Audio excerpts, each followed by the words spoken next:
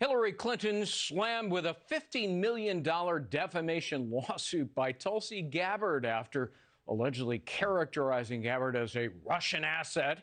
Let's take it now to our guest, conservative commentator Kristin Tate, the author of the new book, The Liberal Invasion of Red State America. Congratulations on the new book. I look forward to reading it. Thank you very much. All right. As a lawyer, I despise how litigious we are. But, this is a big but, I was actually glad to see Tulsi Gabbard bring this defamation lawsuit because the evidence is pretty compelling that this was, slanderous. Yeah.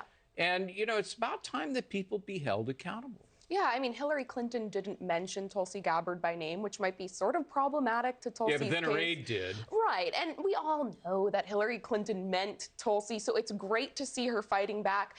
Greg, I think Tulsi is the only rational Democrat running for president. I agree. She probably would have had the best chance, or one of the best chances, at beating Donald Trump in a general election. Of course, she has no shot at the nomination, but, she's more of a moderate than a lot of these far lefties running. She's a veteran. I personally like her libertarian streak on a lot of issues, like ending the forever wars. But of course, these far left wingers who are pulling the levers of the Democratic Party, they want nothing to do with her because she's not peddling a platform that involves giving everyone free everything. But I wish her best of luck with this lawsuit. And if anything, this just shines a spotlight on how unfair political elites can be to some of the candidates. I mean, I don't like Bernie Sanders, but look at the way they treated him back in 2016. The DNC was awful to Bernie.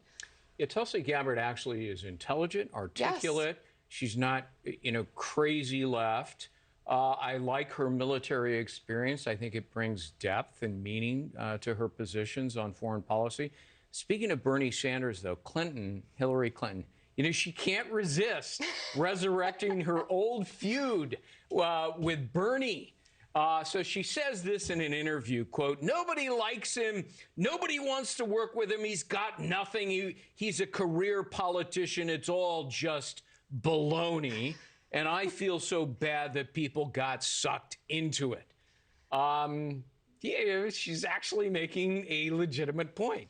I have to say, I agree with Hillary Clinton, and I'm glad that she's pointing out Bernie is an establishment politician. Bernie loves portraying himself as this outsider, but he is the ultimate D.C. insider. Oh, yeah. This man has been in the House and Senate for 30 years. He knows nothing other than being a politician. Federal taxpayers have subsidized Bernie's life to the tune of $4.5 million over the years. So Hillary Clinton has a valid point, but Donald Trump has to be sitting back smiling over all of this because every time Hillary Clinton opens her mouth, it just helps Donald Trump because it highlights how fractured the left is right now. I mean, Washington, the swamp, is filled with people like Bernie Sanders who have never had a real job other than just being a politician in Washington or their home state. Chuck Schumer's another guy right out of college. He goes to work on Capitol Hill, becomes a congressman, becomes a senator. Has the guy ever had a real job? Well, no. It's all of the top-tier Democrats. I mean, if you look at Bernie Sanders, Elizabeth Warren, and Joe Biden,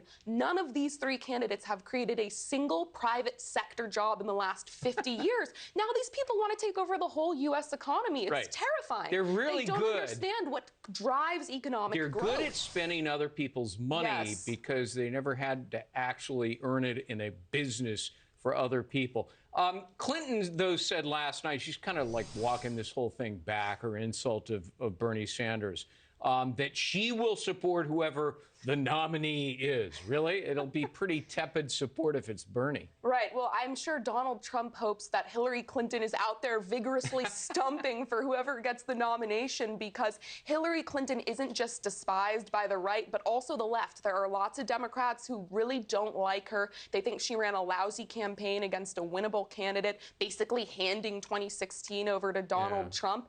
But hey, I mean, the Democrats can't afford to lose any votes if they want to take back the White House. They need the progressive Bernie Sanders people and the more establishment candidates. So that's why she's trying to walk it back. Hillary Clinton has been on a Me tour for, ever since she lost the presidential election in 2016. It's the books, it's the constant, appearances on TV, especially, the comedy shows at night. Now this documentary about me, it's all about me. I mean, that really should be her middle name, All About Me.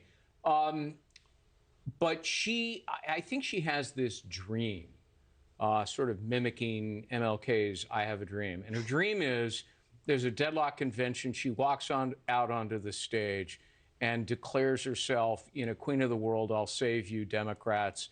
I'll be your nominee.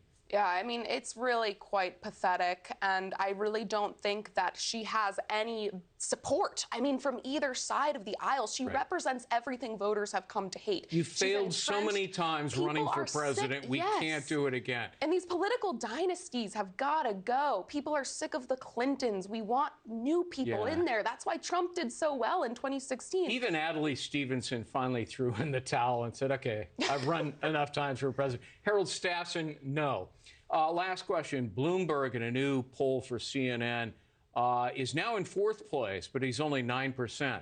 So $248 million in ad gets you 9 points. I mean, he's still surging. We're less than a year away now from the general election, and there's no front runner. He's going to buy the presidency. Well, the fact that he's doing as well as he is really speaks to how weak this field is. The fact for Democrats is that right now they don't have any candidate who's articulate, who is embracing reasonable left-of-center policies, but also has that kind of fighting spirit to take on Trump. So the Democrats are left without anyone to be a moderate. Even Joe Biden has become radical. But I mean, Bloomberg is an empty vessel. He is. I mean, first he was zero charisma. First he was a Democrat, then he became a Republican, then an independent, then became a Democrat again. I mean, it's the Bloomberg party is what he ought to run on. Well, the fact that he's doing as well as he is shows that there is a hunger for more of a moderate, because he is more of a moderate compared to the other people in the field. Joe Biden was supposed to own the moderate lane, but he's pushing a $5 trillion climate plan. His health care plan is Obamacare on steroids. This is the problem with primaries. It forces candidates to play to the most extreme wing of their base. But Bloomberg would be the first president who actually never campaigned, just stayed in his mansion, his fancy mansion here in Manhattan. Hillary Clinton did that too. It's just she up didn't the street. Either. So he's going to buy ads. He's going to spend $1 billion or $2 billion, which is chump change because he's worth $62 billion, I think. And so he's just stay at home. Don't go to Iowa. Don't go to New Hampshire. Buy nothing but television ads. Don't be in debates. Don't grant interviews to the New York Times for an endorsement. I'll just buy it. He bought the mayor's races 3 times here in New York. Oh, yeah, and I've seen him speak before. He really lacks the likability factor. He's zero charismatically charisma. Challenged. Oh, yes. Yeah. But again, I just can't believe he's doing as well as he is, even despite all the money. If he held a rally, only cats and dogs would come. And if it's here in New York, rodents. Right, okay. Thank you, Kristin Tate. Good to see you as always.